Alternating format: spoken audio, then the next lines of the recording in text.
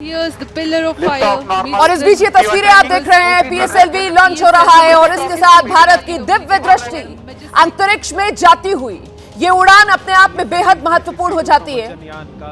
तो EOS-N1 समेत 16 satellites की लॉन्चिंग की ये घड़ी है और EOS-N1 सैटेलाइट वो सैटेलाइट है जो भारत की दिव्य दृष्टि के तौर पर अंतरिक्ष में तैनात होने वाली है।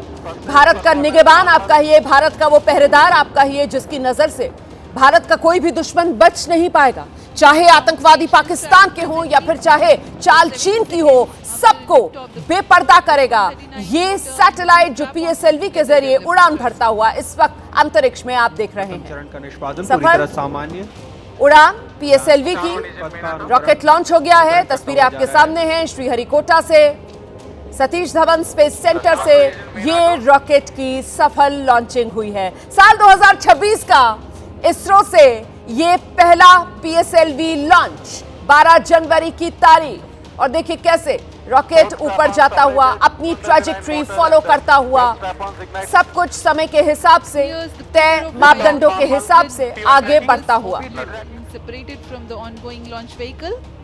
तो अंतरिक्ष में भारत का जो दबदबा है वो लगातार पिछले काफी समय से दुनिया देख रही है।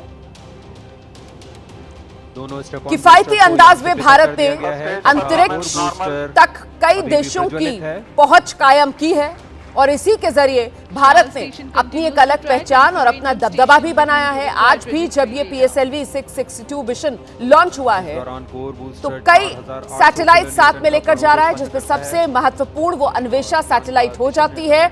इसी पर और बात करेंगे, सीधे आपको लेकर चलेंगे। हमारे साथ हमारी सहयोगी पिंकी इस वक्त मौजूद है, जरा जानते हैं पिंकी से। पिंकी, सफल लॉन्च हो गया है? बिल्कुल, फिलहाल जो है आप देख सकते तस्वीरों में किस तरह से पीएसएलवी 662 धुआं उड़ाता हुआ आकाश की ओर बढ़ा है। अपने साथ EOS-N1 सहित 16 उपग्रह को लेकर उड़ान भरी है।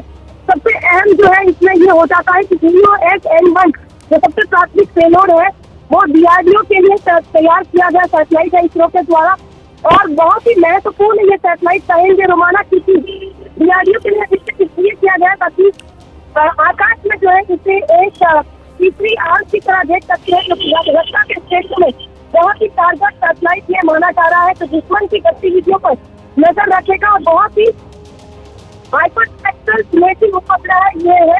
12 मीटर के रेजोल्यूशन के साथ ये तस्वीरें जो है वो तमाम डिफेंस फोर्सेस को मुहैया कराएगा। इसकी आकलन और पर्यावरणीय ट्रैकिंग के हिसाब से भी बहुत ही ज्यादा महत्वपूर्ण माना जा रहा है। इसके अलावा आपको बता दें कि स्पेनिश का स्टार्टअप का एक 25 किलोग्राम वजनी जो है सैटेलाइट है जो कि री एंट्री टेक्नोलॉजी डेमोन्स्ट्रेशन के लिए वहाँ पर तैनात किया जाएगा। और आपको बता दें कि दक्षिण प्रशांत महासागर में इसकी वापस री एंट्री होगी, स्प्लैश डाउन होगा। ये पूरा जो एक्सपेरिमेंट होगा इसरो के द्वारा वो बहुत ही ज्यादा महत्वपूर्ण और हर किसी की निगाहें इसी पर टिकी है। यहाँ पर सबसे इंटरेस्टिंग बात ये रोमाना की DRDO के लिए, क्योंकि जो प्राथमिक सैटेलाइट है वो तैयार किया गया है और तस्वीरों में आप देख पाएंगे DRDO के chief doctor Samir B Kamat भी वहाँ पर मौजूद है। आज बहुत ही रेयर ये मूवमेंट होता है जब DRDO से चीफ जो है वहाँ पर इस तरह से पहुंचकर खुद इस मिशन को जो है देखने आते हैं। तो ये तस्वीरें जो है अपने आप में दिखाती है कि भारत के लिए ये सैटेलाइट कितना ज्यादा महत्वपूर्ण हो जाता है। इसके अलावा अन्य उपग्रहों की अगर हम बात करें तो Mauritius, Luxembourg, UAE, Singapore, Europe, America से कई वाणिज्यिक और शोध उपग्रह भी इस मिशन का हिस्सा है। सबसे अहम बात ये कि इस साल का सबसे पहला ये मिशन इसरो का जिस पर हर किसी की निगाहें टिकी है। 1 घंटा 48 मिनट तक ये पूरा मिशन जो है वो कारगर होगा और हर किसी की निगाहें फिलहाल इसी पर टिकी है। जब स्पेनिश स्टार्टअप के लिए जो री एंट्री डेमोन्स्ट्रेशन होगा वो भी अपने आप में बहुत ही ज्यादा महत्वपूर्ण होगा।